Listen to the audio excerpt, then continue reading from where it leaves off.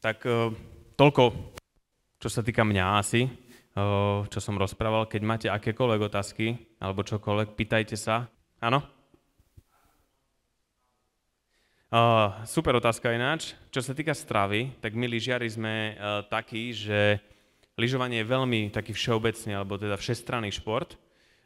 Keď sme v tom takom kondičnom období, tak sa snažíme prijímať čo najviac tých proteínov, aby sme trošku aj zosilnili, aj trošku nabrali na tej svalovej hmote. Čiže skôr je to o tom, že prijímame viac proteínov a potom počas tej sezóny je to hlavne o tom, že človek po extrémne veľkom výkone musí čo najrýchlejšie zregenerovať, lebo nie je to len samotný výkon, ale je to aj tá cesta, to premiesňovanie okolo.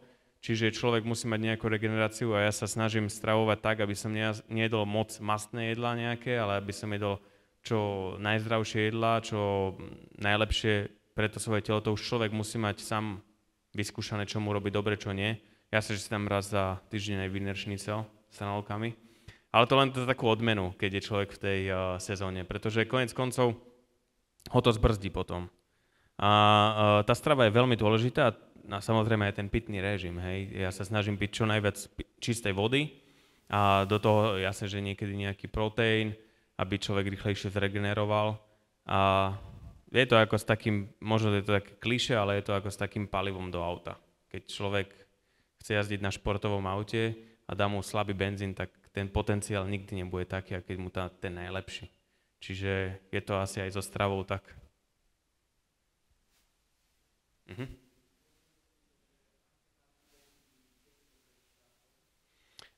Niekedy je to veľmi také, že my sme veľmi špecifický šport. Tým, že človek sa pripravuje, dá sa povedať, že celý rok alebo celý deň už konkrétne v tom našom preteku na ten výkon a ten samotný výkon trvá niekedy 50 sekúnd alebo minútu. Čiže človek musí byť extrémne skoncentrovaný pred tým štartom a vie, že nesmie urobiť chybu, pretože keď urobí jednu jedinú chybu, tak niekedy ho to stojí nielen postup do druhého kola, ale aj všetko, dajme tomu. A keď ste v tom druhom kole už samotnom, tak viete, že musíte ísť naplno, pretože byť o pol sekundu pomalším je zlé. Čiže človek pred štartom si uvedomuje v poslednú chvíľu, že čo má robiť. Ja konkrétne si predstavím celú trať, kde čo je, kde je aká brána, čo mám kde urobiť, snažím sa myslieť na to, čo musím urobiť a nie na to, čo môže prísť ako chyba. Čiže moje pocity sú také, len že si zopakujem to, na čo sa najviac sústredím, dám si to ako keby do tej hlavy a keby som to už celé prešiel tak, ako chcem a potom idem presne za radom podľa toho svojho plánu.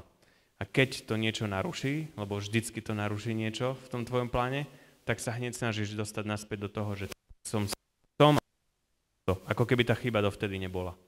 Čiže si to celé iba predstavíš, čo máš urobiť, čo musíš urobiť. A ten tlak je niekedy celkom zaujímavý.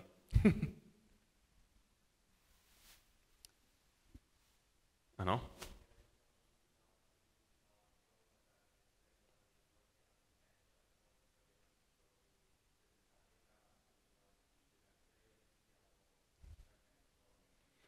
Čo sa týka tej letnej prípravy, tak tam je základ tá kondička skôr a potom samotné lyžovanie vyzerá tak, že človek skôr testuje ten svoj materiál, ktorý bude chcieť v zime používať.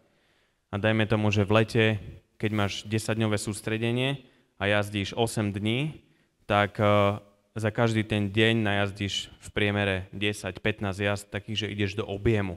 Proste a trénuješ, ideš dookola, rutina, to isté a ideš proste stále. Každá jazda. A v tej sezóne je to iné v tom, že ty prídeš na kopec, máš napríklad zo 7 dní tréning 6 alebo 5 dní a prídeš na kopec, urobíš si mega rozcvičku, pripravíš sa na to, ako keby každý jeden ten tréning boli preteky a ideš 3 alebo 4 jazdy, čiže oveľa menej ako počas tej prípravy a ideš ich úplne naplno. To znamená, že ideš na vysokú kvalitu, ale málo opakovaní. Čiže viacej sa prispôsobuješ tým pretekom potom už.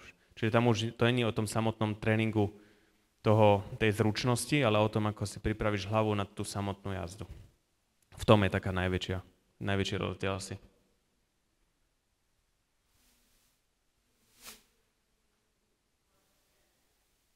Ja som o tom rozmýšľal.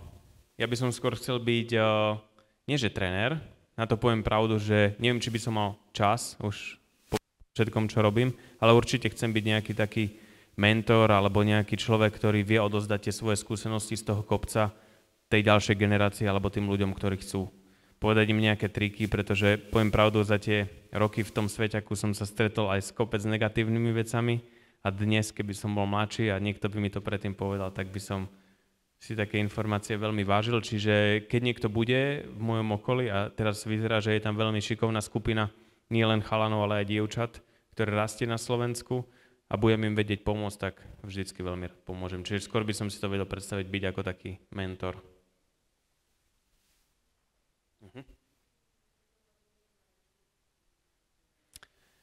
Ja som chcel byť pilot vždycky, aj doktor skôr. Doktor som vedel, že to nedám potom už, to sa nedalo proste stíhať, to sa človek fakt musí extrémne veľa učiť. Ale mne sa tá robota veľmi páči, byť doktorom, ale takisto veľmi som chcel byť pilotom. Ja som chcel byť vojenským pilotom, ale dnes už viem, že vojenským pilotom by som byť nemohol, pretože ja mám trošku, čo sa týka zraku, taký trošku farbocit posunutý a pilot ho musí mať úplne že dokonalý, čiže mne sa niektoré farby že zlievajú, že vraj v Čechách a na Slovensku je to veľmi bežné. To sú tie také kruhy, neviem, či ste si niekedy skúšali. Sú také knižky a tam pozeráte na také farby a tam vám z toho majú výsť rôzne že písmena alebo čísla a ja som to videl trošku ináč, ako som mal. Zistil som to vďaka vrcholovému športu a zistili mi, že ten farbocid je iný, čiže pilot by som asi nebol. Ale mám vyštudovanú hotelovú akadémiu a veľmi ma baví gastronomia a hotelierstvo, čiže asi by som išiel týmto smerom. Aj keď poviem pravdu a tým, že som sníval o tom byť pilot, tak som si urobil aspoň PPL-ko, to je základný pilotný kurz. Čiže pilot som, ale nie komerčný, ale len privátny. Čiže možno niekde týmto smerom by som asi išiel. Ja rád varím veľmi, no. Veľmi rád. Keď sme na sústredeniach, tak väčšinou som kuchár ja. Áno?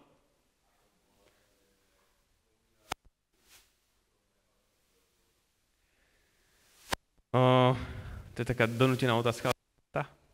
Ale nie, je to dobrá otázka. Niekedy je to náročné, samozrejme. Ten profesionálny život je kvázi super, ale to svoje súkromie si častokrát treba strážiť, pretože nie všetci ľudia v okolí, alebo teda konkrétne na svete, sú dobrí. A mňa skúsenosť iba o tom uistila, že človek si to svoje súkromie a tú svoju rodinu musí strážiť, pretože je kopec novinárov, ktorí sa snažia potom z tých takých negatívnych vecí nejak proste vyťahovať nejaké veci, ktoré si myslím, že na verejnosť niekedy nepatria. Čiže je to veľmi náročné si to ustrieť. Ja si neviem predstaviť, ja som len obyčajný lyžiar zo Starého Smokovca, ktorý má nejaké výsledky za sebou a bol okolo mňa viackrát nejaký mediálny boom, ale neviem si predstaviť, aké to musí byť, keď človek Ronaldo alebo Messi alebo takáto obrovská celebrita, musí to byť extrémne náročné. Ja sa nad tým veľakrát zamýšľam, že jak si dokážu takí ľudia ustriehnúť to súkromie, lebo je to častokrát aj nebezpečné. Sú aj kopec ľudí, ktorí vám chcú ublížiť a keď ste nejaká obrovská celebrita v nejakom futbalovom klube, to tí fanúšikovia, takí ultras to nie je len tak. Čiže je to podľa mňa veľmi náročné niekedy a neviem si predstaviť, aké to musí byť, keď je človek fakt taký ako fakt Messi alebo Ronaldo alebo nejaká Hollywood star. Čiže v tom je to asi podľa mňa náročné.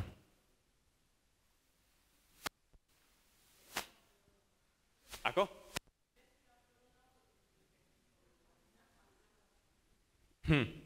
Dobrá otázka, ale za mňa asi Ronaldo. Podľa mňa on je proste profik. Veľa ľudí ho nemá rado, lebo je to proste manekin, ale je proste profik. On je proste fakt, že on čo robí, to robí na 100%. V tom je, tak ako podľa mňa, ani Djokoviča nemajú ľudia radi, ale Djoko je proste najlepší a je proste profik. Čiže v tomto majú oni majú o mňa v tomto obrovský obdiv, že dokážu to robiť.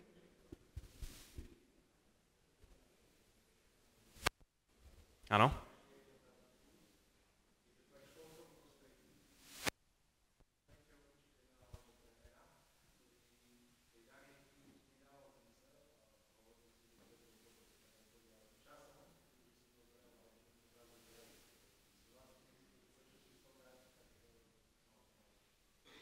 No poviem pravdu úprimne, ja som mal takú angličtinárku, ktorou som si že vôbec nesadol. Tá bola, že prísna, všetko chcela mať presne vždycky na čas, všetko chcela mať tak hotové, jak to má byť. Častokrát boli takí učitelia, ktorí boli aj benevolentnejší, ktorí mi aj samozrejme aj pomáhali veľakrát tým, že som bol športovec, veď športovec, hlupák, tomu treba pomôcť častokrát. Ale táto angličtinárka, tá sa proste s tým vôbec brala a tá jasne vždycky povedala takto, takto, takto. A ja som to neznášal proste a úplne aj v riaditeľi som skončil kvôli tomu niekoľkokrát s ňou. Ale dneska s odstupom času viem, a to ja sa s ňou aj poznám teraz, alebo som bol párkrát pozrieť aj na našej škole, že to bolo fakt dobre. Lebo ona tým, že bola taká striktná a prísna, tak mi strašne veľa dala. A ja som jej chcel potom dokázať, že to budem vedieť. Čiže dneska s odstupom času viem, že aj to, že som s ňou vtedy nesúhlasil a neznášal som ju, tak ako celá trieda, tak dnes s odstupom času viem, že fakt klobúk dole, že taká dokáže byť, pretože aj keď v tom čase som to tak nechápal, dneska viem, že mi to veľa dalo. Čiže, a dneska sa na to úplne inak pozerám, keď sa s ňou stretnem, no tak viem s ňou komunikovať normálne. Čiže to všetko tak nejak asi trvá, no. Ďakujem.